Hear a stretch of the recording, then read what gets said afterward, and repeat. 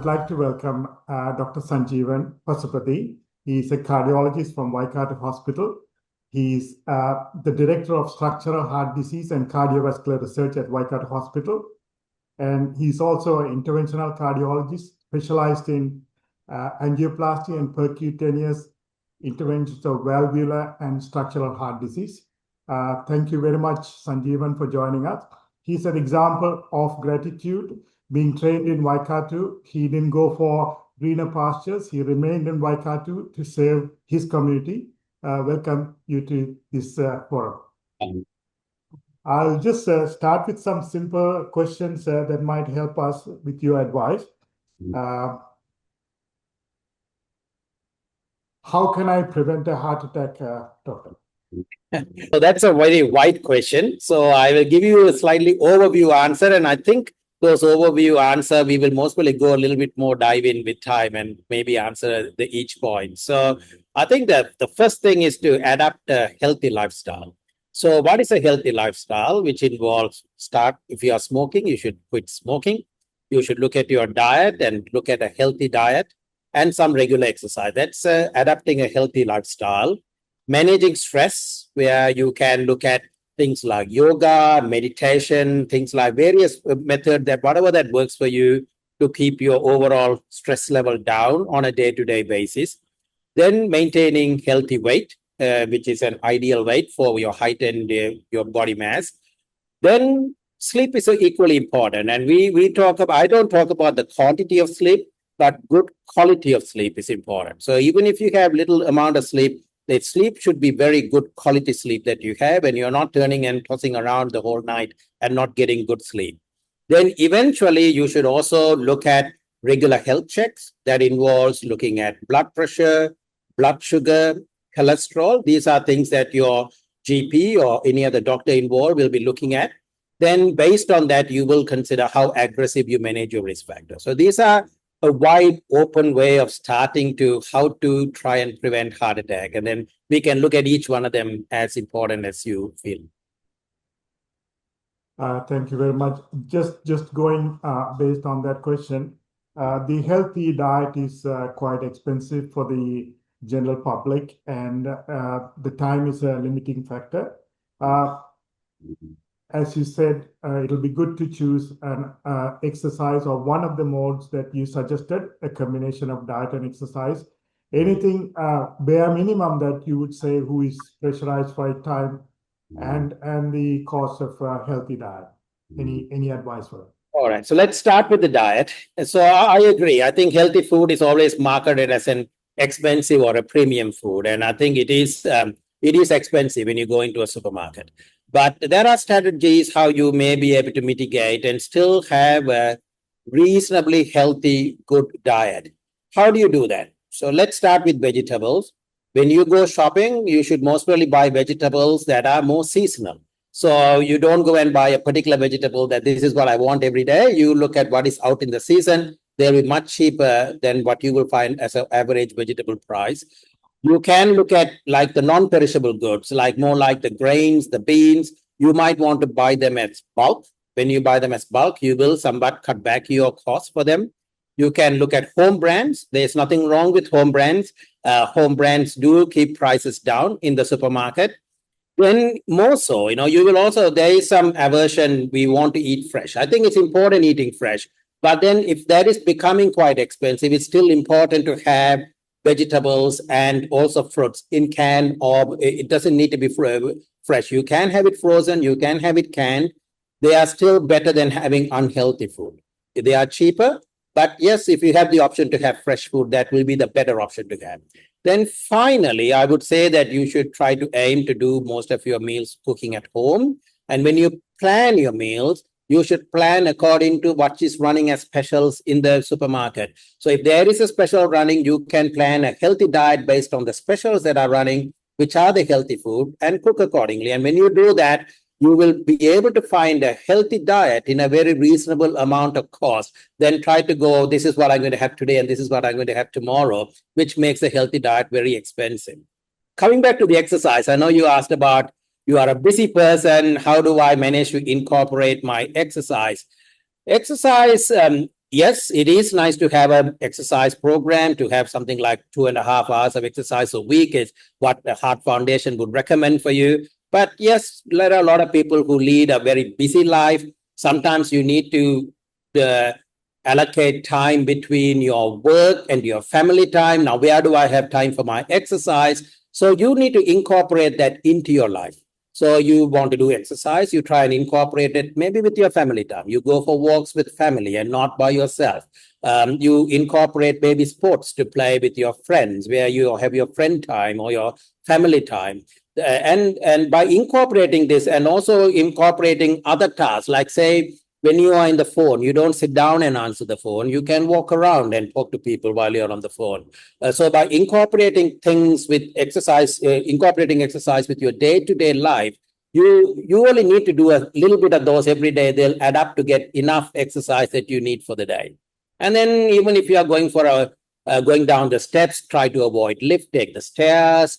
Walk around the corner. You might want to walk to the corner shop and not take your car. By incorporating those, you will be able to have enough exercise on your day-to-day basis. Then going on an allocated time, you need to go for a gym and do exercise.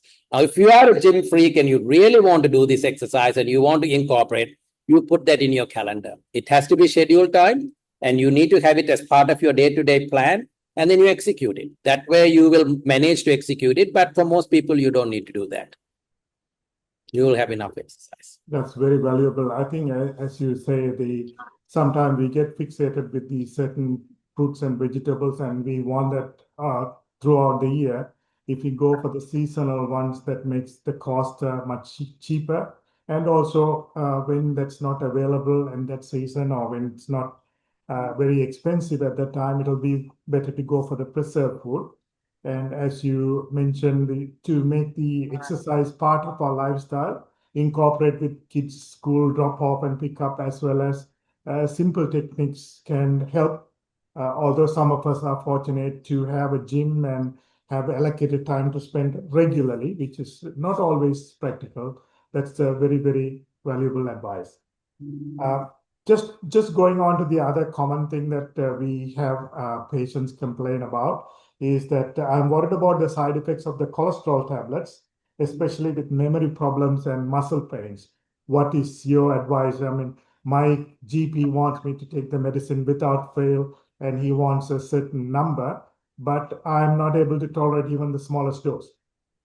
Okay, so I think these are predominantly driven by the statins. I think statins is where there are a lot of discussions in the media, in the network, even in magazines, and I think people get confused. So to start off with, always the benefits of statins truly outweigh the complications or the risks that you find out from statins. I think once people understand that, they can start tolerating the statins first. So the first question is the memory, because the link between memory and statin is extremely weak. So if you look at statin therapy, most of the therapies are offered in people as they get older, because coronary disease also comes in with age.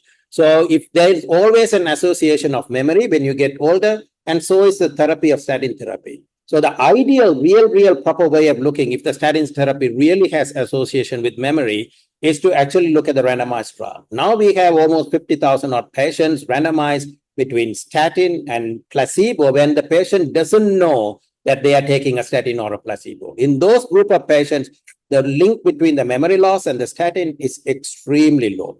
So for those people, that kind of answers the question that ideally the statin has very low link, and we usually will encourage them to stay on it. What about the muscle ache? Muscle ache is more common. It is there in about 8 to 10% of the people. Now, when you start explaining to people, because muscle ache is something also, a lot of us have muscle pain. Okay, muscle pain comes from so many things. You could try stopping the statin for a month and see if the muscle pain goes away. If it doesn't go away, you re-challenge back with statin, and that will give you an answer to say whether the statin is really causing the muscle pain or not. But to do that and to motivate the patient, you need to understand why do I need to take statin? I think that is the first question that the patient needs to understand to motivate them. So anything that lowers cholesterol will reduce the number of plaque in our body. Okay, it can be diet, It can be other non-statin medications. There are other margarine absorbable things, including diet, that can reduce it. Almost 80 to 90% of the cholesterol is produced by our body. Okay, so the statin predominantly works in the production center.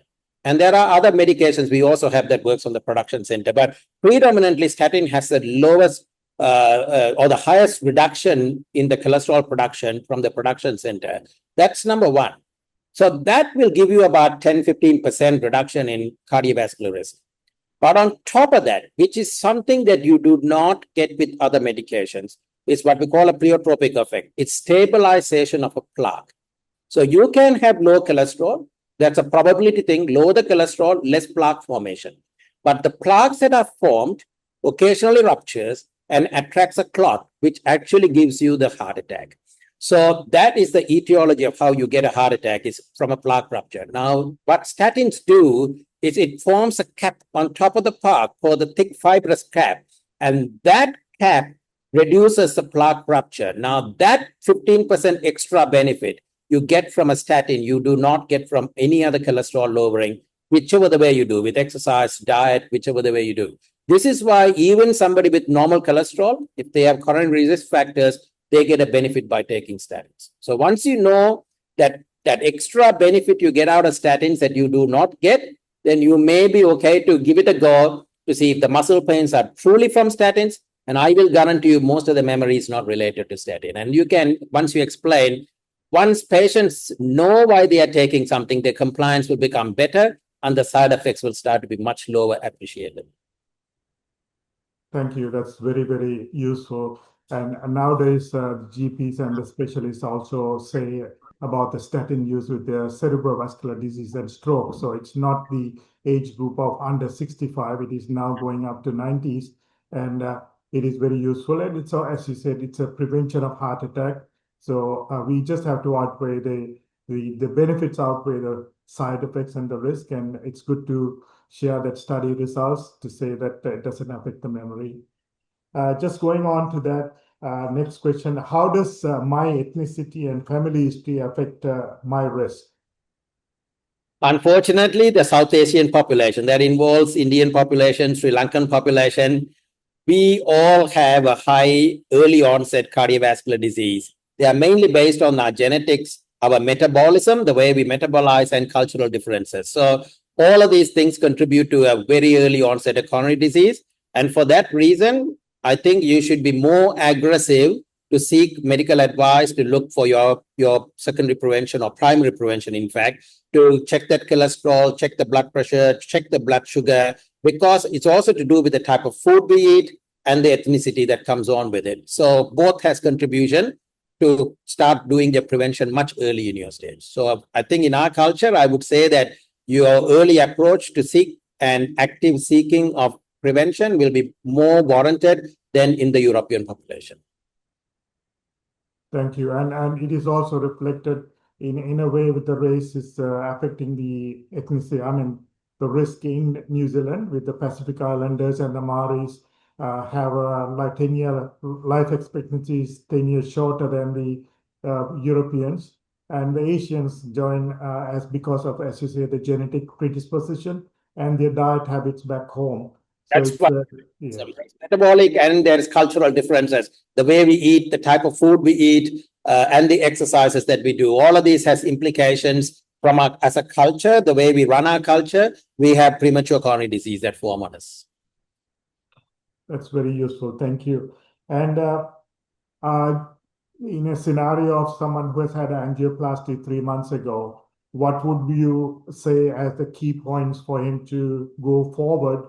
And sometimes whatever the advice that's given fades away after 3 months, and we tend to gain weight 10 kgs 1 year after that. So what would your advice be?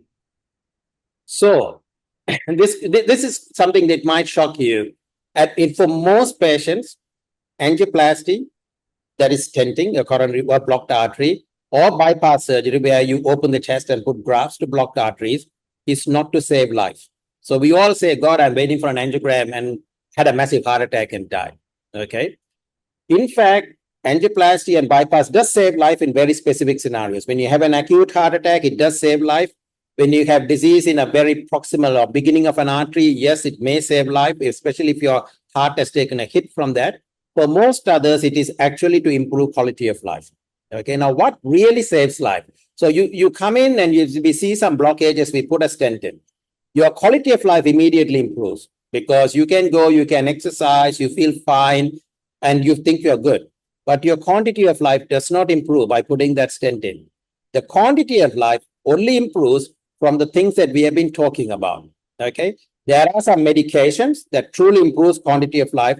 Everything else is what I really talked to you about. That is pretty much your diet, your exercise that we were talking about, your weight, those are the things that actually will make a biggest difference to your quantity of life.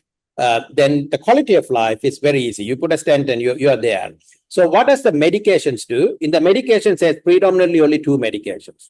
One is aspirin, gives you a 20% survival benefit compared to somebody who's not taking. Second one is a statin that gives you 30% survival benefit on top of the aspirin.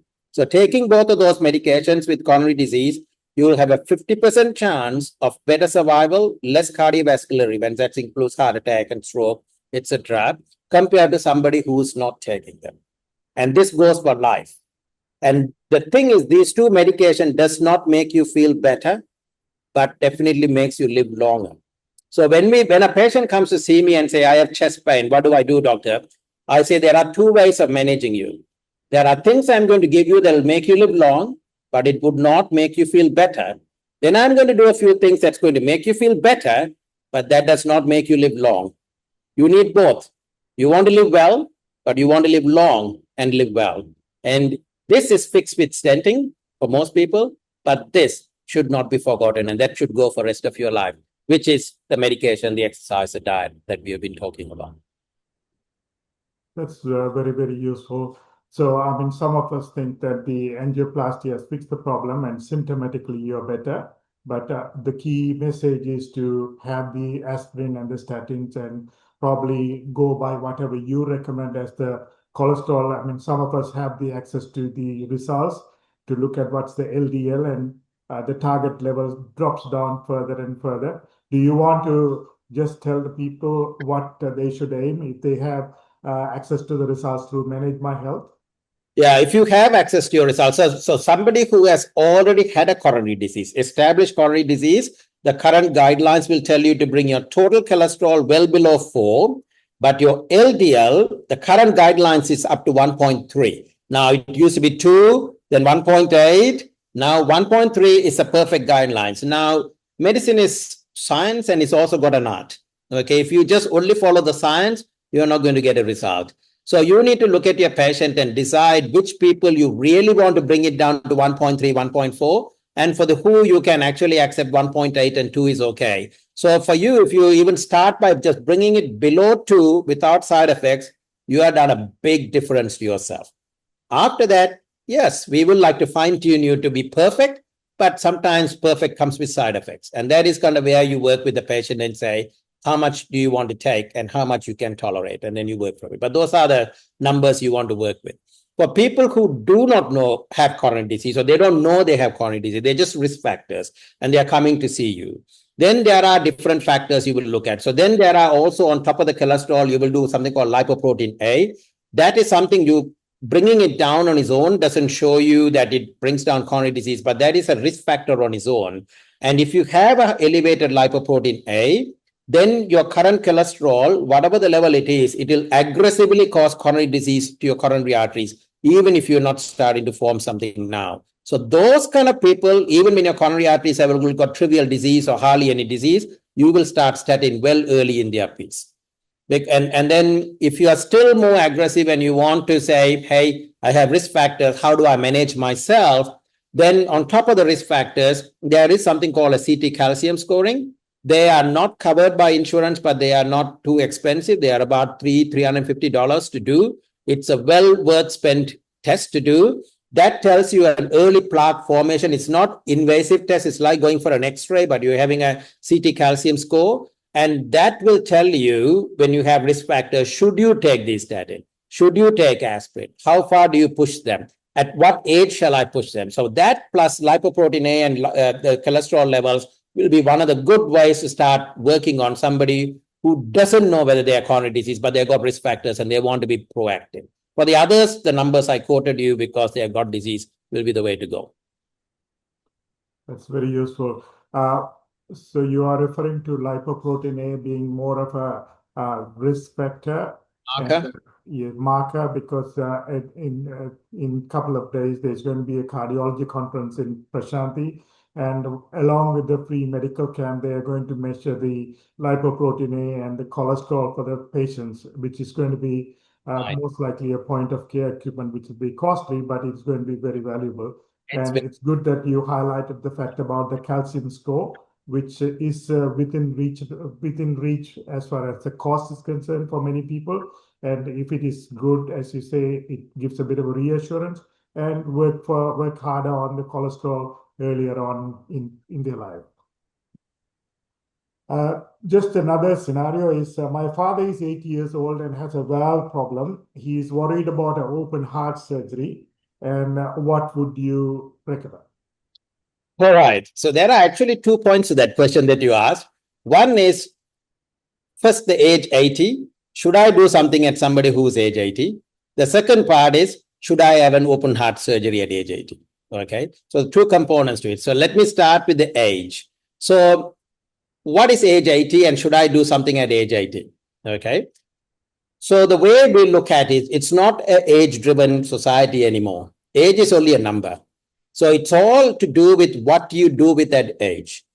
So at age 80, if you are still very active, you are still enjoying a good quality of life, then my recommendation is you should be looking for every optimal therapy that is possible for you. Just to give you an idea, in New Zealand, so I'll talk about New Zealand statistics. This will be very different in India. But if you look at New Zealand statistics, an average age survival for us based on our census is around 83, 84 for a male and 84, 85 for a female. Now, that is an average age, okay? If an 80-year-old walks into your door today, okay, they are on average expected to survive for another 7 years. Now, that will vary based on the comorbidities. If you have more comorbidities, that's going to come down. If you have less comorbidity, it's going to go up. So you might even go to 90, 95. So that is gives you a perspective on an 80-year-old person walking into your door in New Zealand. Okay. So with that, I would say the age alone does not stop us offering therapy. That also applies to even a 90-year-old person. Now let's come back to the open heart surgery. All right. Now, open heart surgery definitely has a toll as you get older. That is very well proven. Older you get, however young you are, your body inside is still getting older. Okay, so you have to recover from the surgery. Now, for valve disease, as you brought in, there are lots of non-surgical options that are as good as surgery or even sometimes better than surgery. So let's start with valve disease. There are 4 valves in the heart, but the primary valve that starts getting you in your age 80 will be the aortic stenosis. That's an aortic valve that is a gatekeeper valve of your heart that really controls the blood that comes out of the heart. Now, that is one valve disease that when it gets tight and it doesn't really allow the blood to come out, it has the same prognosis untreated like a cancer that has metastasis. Okay. Everybody usually when you think valve disease, you think, okay, that's not bad. You'll get more excited about coronary artery disease. But in fact, aortic stenosis, aortic valve disease that comes on with age is untreated, is same as having a metastatic breast cancer or a lung cancer. Untreated, half of them will die within a year and a half, and all of them will die by 3 years.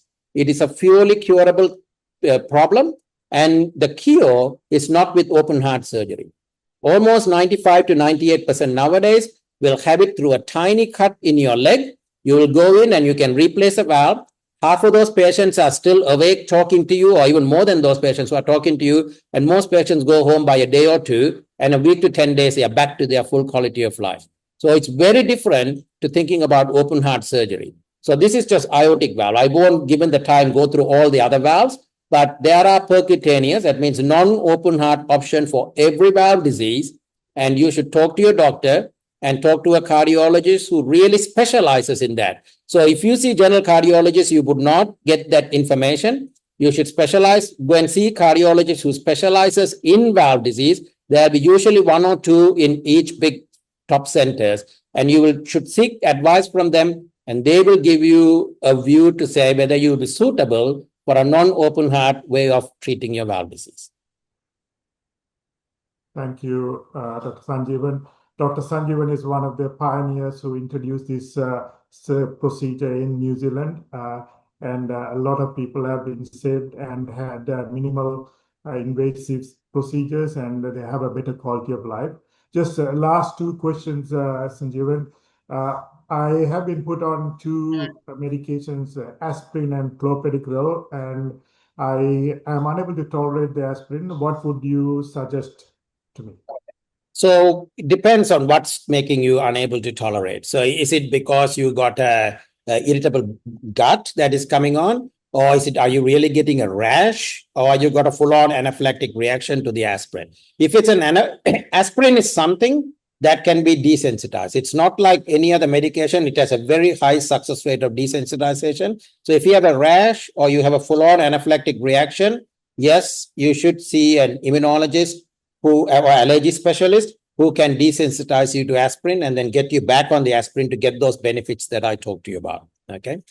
But immediate response, if you are having a reaction, most of the time is gastric. And if it's gastric, you can have anti-gastric medication like proton pump inhibitors that we can prescribe, or even things like Mylanta and things you can prescribe to help with the reflux. And then also make sure the aspirin that you take is not too high dose. You only need 100 milligram, like a baby aspirin, and then the aspirin should be entry-coated aspirin. So all of those things helps. As for the clopidogrel, generally clopidogrel doesn't irritate the tummy as much like the aspirin. The primary problem is a rash. And if you have got a stent on board, then we can manage the rash with some steroids for the time that you are getting the rash. But if you don't have a stent on board, then it depends why you are taking it. There are other similar drugs you may be eligible to, something called ticagrelor that is available in New Zealand. But if you are not, then and you may not need it for the short term, then you will come off the clopidogrel. So it depends on what the problem and what your context is. You can manage it, especially if you have got a stent. Don't stop them. Talk to your GP before stopping them. Because if you stop any of the dual antiplatelet, which is the aspirin or the clopidogrel, prematurely, the stents can clot. And if that clot, a good proportion won't survive that. They won't make it to a hospital alive. So the main thing is don't stop. You're not dying from it. Talk to your doctor. They will usually talk to a cardiologist if there's a concern before stopping it. But all of these can be managed depending on the context that it's been given to you by stopping the medicine or to give something to try and manage the side effects for you. That's very, very valuable information. As a mark of the special day, we are going to be giving some gift packs to the public, which has got the healthy diet advice along with some guidance about what we discussed now, and also what's called a smart band, which is going to measure their heart rate and the steps to promote them to do exercise. With the irregular heartbeat and the atrial fibrillation, there's some countries are promoting about detecting that early. What would you like to say about that? The atrial fibrillation, yeah, it is actually a real nuisance. And people, a lot of the time, they come in with palpitations and you can't pick it. Because it's like taking your car to a service, or to a mechanic. Every time you go, the car is good. You come home and it starts rattling. It's the same thing with atrial fibrillation. Unless it comes more frequently, you wouldn't pick it. And for those, what you are giving, if your watch also has, there are some watches can pick up atrial fibrillation. It has a lot of use to it because you get much better yield in diagnosing atrial fibrillation. Atrial fibrillation itself, it's thought to be a non-life-threatening condition. It's not acutely non-life-threatening condition. It can impede your life in different ways. But more so, it does 2 things for you, or in fact, 3 things for you. The first thing is the quality of life. So if the heart is going very fast, it's like you're constantly going for a run, so you can get symptoms. And the primary symptoms is short of breath. But in some people, they can get chest pain or even fall down and semi-lose consciousness or partially lose consciousness. But most of the time, it's a quality of life that gets triggered by it. And then you will try to get it back to normal rhythm at the early stages, at least. The earlier you pick up, the more likely you will not only get them back to a normal rhythm, but maintain the normal rhythm. The second component is a nastier component. That is the atrial fibrillation is associated with stroke. And for that particular reason is where you really need to diagnose the atrial fibrillation. So even if you have it for 5 minutes and it goes away and you don't notice it, and then you've been trying to diagnose it, the next time you might be somewhere and you might have it for the next 5 minutes and it might cause a stroke in that 5 minutes for you. So it's important that that atrial fibrillation is diagnosed, because that stroke is not completely abolishable, but significantly you can reduce your risk. So by going on a very particular blood thinners, you can reduce the stroke by about 80%.